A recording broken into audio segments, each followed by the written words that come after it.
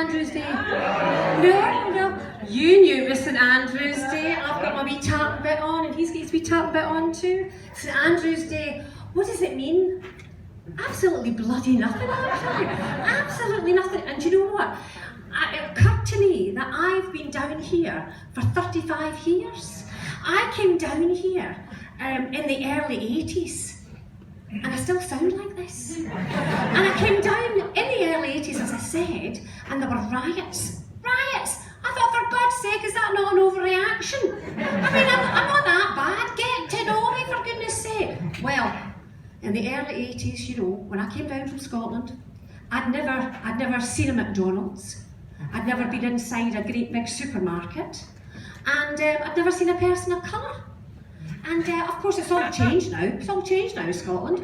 There's McDonald's everywhere and big supermarkets. And that's about it. But of course, so I got you know, my family, you know, they blamed me for everything to do with the early 80s, like Thatcher and the poll tax and Duran and oh, it was terrible. And then of course I did the worst thing. I married an Englishman. Oh my God.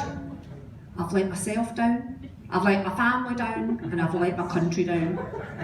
But he's all right, he's stuck about, but what it does mean is that I've got mixed race children. Anybody, they're Des in your kilt, you've got mixed race children as well? You have. So my children, they're a mixture of Scottish and English. I've got Skinglish kids. Now, when you have a Skinglish, it's really important they fill in. So you said to me earlier on, just because I'm kind of magic, you said your wife is Welsh.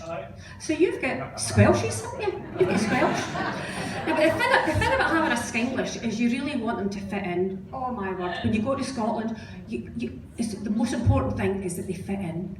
And you can always tell the Skinglish, because they're the ones that are bent over with the weight of student debt. And the Scottish kids are the ones that are bent over with the weight of eating chips. And I bet you're saying to yourself, pardon, on St Andrew's Day, is that not a bit of a racial stereotype? Is that what you're thinking? And you're absolutely right, because it is. But I'm not racist, not at all. But my dad was racist. Yeah, my dad was racist. My dad would say, the English, they laugh at anything. And you know, that is a lie, because I've got the jokes to prove it. Anyway, so I had these wee Skinglish boys, and well, they're big boys now, right? But when they were wee, that's small. I'll just translate for you. When they were wee, I would take them to these, you know, groups, like play groups. Not obviously the kind of play groups that Sue does with her granddaughter, no. I'm not that common.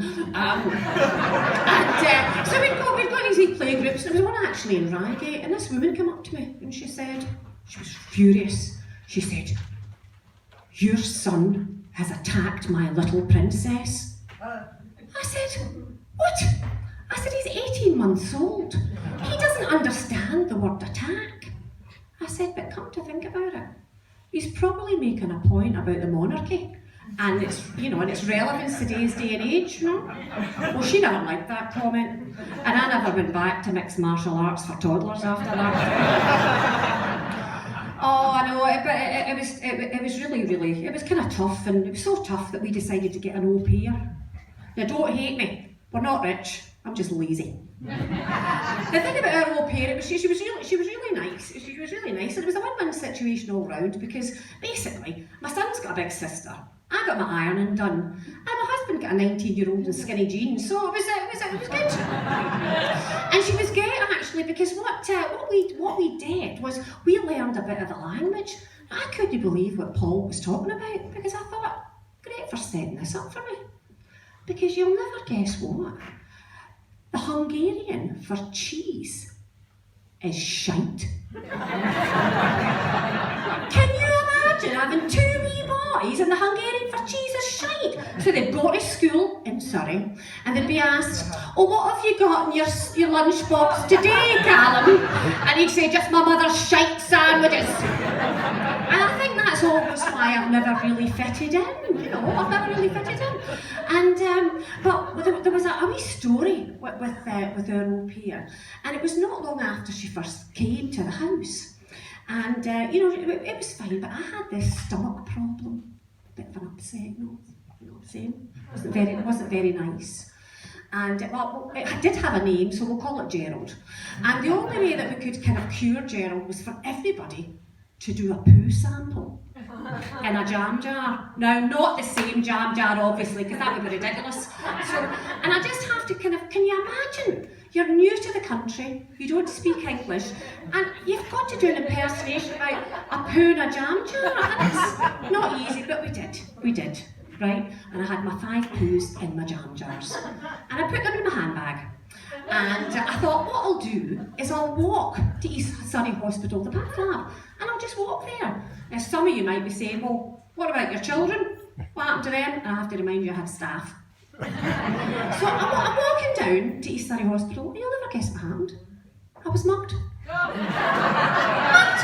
They stole my handbag, and I thought, well, you're in for a treat, are you not? You're in for a treat, so I thought I'll just turn right round and I'll go back to Reigate Police Station, right? And I went into Reigate Police Station, and the officer said, oh, hello madam, he said, I believe you've had your handbag stolen. I don't know why he spoke with that accent, but he said, I believe you had your handbag stolen. And I said, yes, officer, I did. He said, what was in it? He said, what was in it? And I said, well, my Mont Blanc fountain pen, obviously, my purse and 5 shits. And he said, 5 shits? I said, 5 shits? He said, 5 shits, and he started to get a bit angry. You know, 5 shits, he said. And I said, 5 shits. He said, 5 shits. I said, okay, 4 shits and a piece of cheese. And then he said, madam, are you taking the piss? And I said, no, they didn't need that sample. Now you're probably thinking, is that a true story? Well, you're probably right, because I was thinking, given that it's St Andrew's Day, how can I, tell you a bit of, sort of Scottish life in this? And one of the reasons that it might make you sceptical of that story is the fact that Scottish people don't say poo. Certainly Glaswegians don't say poo. I don't know about Orcadians. Do you know what I'm going with? Yeah. So in Scotland, they call it a jobby. So, normally I'd be saying, oh, 5 jobbies, 4 jobbies and a piece of cheese. Right, but the thing is, in my family, we weren't allowed to say jobby. It was a bad word, it was the J word, do you know what I'm saying? We were not allowed to say jobby. And even to this day, I find it quite hard now. I have never rebelled about anything in my life. I've always been a good girl. I had nothing to rebel about. I've never done drugs, never done anything. The worst thing I've done is this. This is my rebellion at this stage of my life.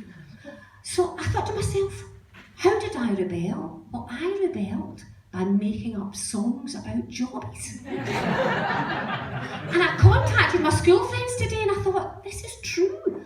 And I said to them, you remember that song? Is that a traditional song or did I make it up? And they said, you made it up, it's one of your many jobby songs. And I thought, because it's St Andrew's Day, I could teach you it, couldn't I? Yeah. I could. Well, it's a kind of, it's got a traditional Scottish lilt, right? And you won't know it because I made it up. Right? And it's kind of easy to join in with. I love a jobby, a bonny heeling jobby, and I put it in the oven for my tea. Then I went into the to see my Uncle Bobby. Well, the jobby came running after me. All together now. So that is my jobby song. Now, the thing is, it wasn't just jobby that I wasn't allowed to say. My mum had this thing about HP brown sauce. Now, do any of you have HP brown sauce? Well, I'm not judging. But as far as my mum was concerned, that's common. So I've never bought a bottle of HP brown sauce in my life. But it wasn't all bad and weird in my family, because you know what? I was allowed to say twat. Yeah, I said twat all my life, and I still do. And do you know why? Because as far as my mother was concerned, it's the past tense for twit. And that's, I know, it's the past.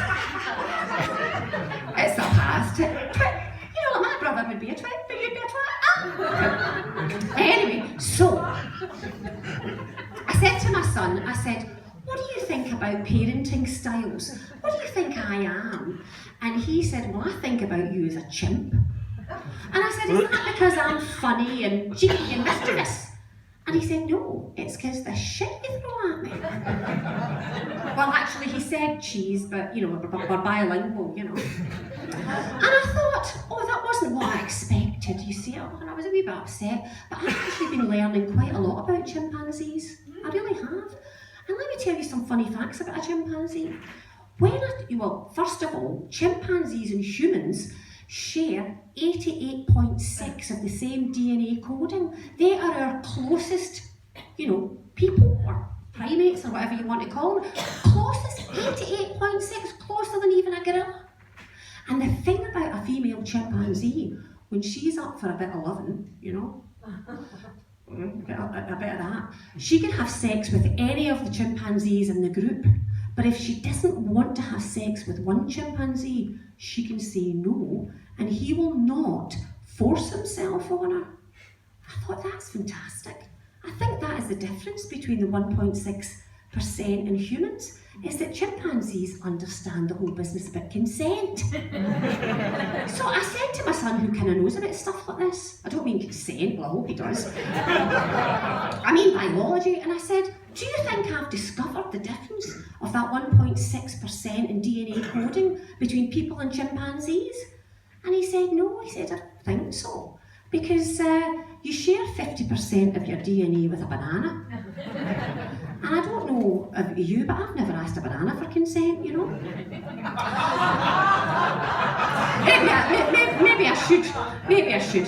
But him and I, we do tend to get on quite well, we do, until I asked him to Netflix and chill with me. Now you young folk know the difference, you know what that is, but I don't know what Netflix and chill is. I didn't know, because my husband and I Netflix and chill all the time. Yeah, we put on a film, that's Scottish for film, yeah.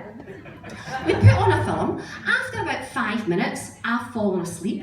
I start to snore like a bastard, yeah, and then he turns it over to Match of the Day, and that is a good Saturday night in for us, and I'm sure it is for many of you as well. I think you know exactly what I'm talking about. Now, I love Netflix, and I particularly like Sons of Anarchy, because in do you like Sons of Anarchy? It's brilliant. Good girl. And the reason I like Sons of Anarchy is because there's a very strong female lead character. She's in her 50s. I know. She's in her 50s, she's feisty and bright and sassy. And basically, if she likes you, she shags you. And if she doesn't like you, she shoots you. And then she has everybody around for a big Sunday roast, which is my kind of menopause, let me tell you. And it was weird because my son said to me, he said, just out the blue, he said, you know, Mum, the difference between your generation and my generation is that my generation are more sexually experimental. Exactly. Exactly. Because I know for a fact he has never shagged a snoring woman while watching Match of the Day. I'm just going to finish off because take the tickets, and I know many of you come in and you're, you know, of a certain age where your children are either teeny, you know, still growing, but lots of you, your children have grown up, yeah? And I know that many of you can appreciate the fact that sometimes you think, I can't believe that some of those stages that they went through, which drove you mad, but you end up missing them now that they're not. Is that right? You can't believe. Do you have boys or girls? 2 boys? Oh, my heart, you know, it's hard. Nobody tells you how hard it is. Well, I've written a poem about one of those stages, and maybe it's one of the stages that you had. And the poem is called Cock and Balls. In the morning, when I open the curtains so wide, there's a cock and balls drawn on the window inside. And when I step into the hall, as often I must, there's a cock and balls drawn right there in the dust. Oh, cock and balls, why did you have to stop? Drawn with bristles down below and that purple spotted top. Oh, cock cock and balls drawn in my mirror with lipstick bright. That's so hard to get off, you annoying little shite. And on Facebook and Twitter and even on my wall, if I leave my password open, he's changed to cock and ball. In my iPad, iPhone, laptop and PC, I've a cock and ball screensaver drawn just for me. And when I go into the kitchen to take off the edge, there's a whole new meaning to meat and two veg. And in the garden, in the winter, just by the brick wall, there's a 6-foot snow penis and snowball. Oh, cock and balls, cock and balls. Why did you have to stop? Drawn with bristles down below and that purple spurted top. Because 1 minute they're small and then they're tall. Always at your feet, then not there at all. Cock and balls gone because they're too old. What are we left with? Just a bit of comedy gold. Thank you so much.